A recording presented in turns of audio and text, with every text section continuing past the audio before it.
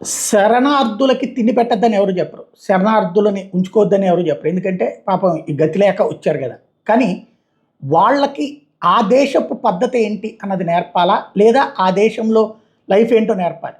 చివరికి ఈ శరణార్థుల సమస్య ఎట్లా అయిందంటే మనకిక్కడ మురికి వాడలు ఇప్పుడు బానే ఉంటున్నాయి. ఆ చెత్త ఇయన్నీ ఎప్పటికప్పుడు తొలగించడమే. మెయిన్ రోడ్ల క్లీనింగ్ ఎక్కడికక్కడ చేస్తున్నాం మన దేశంలో. సరే మరీ దరిద్రంగా ఉన్న ఏ బెంగాల్ లాంటి చోట్ల పట్టించుకున్న సంగతులు పక్కన పెడదాం. బట్ బ్రిటన్ లాంటిది, అమెరికా లాంటి చోట్ల బాగానే ఉంటుంది అనుకుంటాం కదా.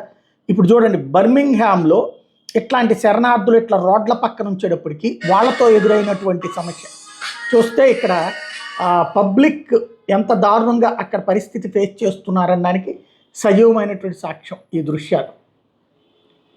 ఇది ఏ చెత్త కుప్పలు మన దగ్గర ఉన్నటువంటి మురికి వాడలాగా అనుకుంటాం. లేదు మురికి వాడలు కూడా ఎంత దరిద్రంగా ఉండవు. మన డంపింగ్ యార్డ్ అనుకుంటాం. కానీ అక్కడ బర్మింగ్హామ్ అనమాట. అది ఇప్పుడు ప్రస్తుత పరిస్థితి.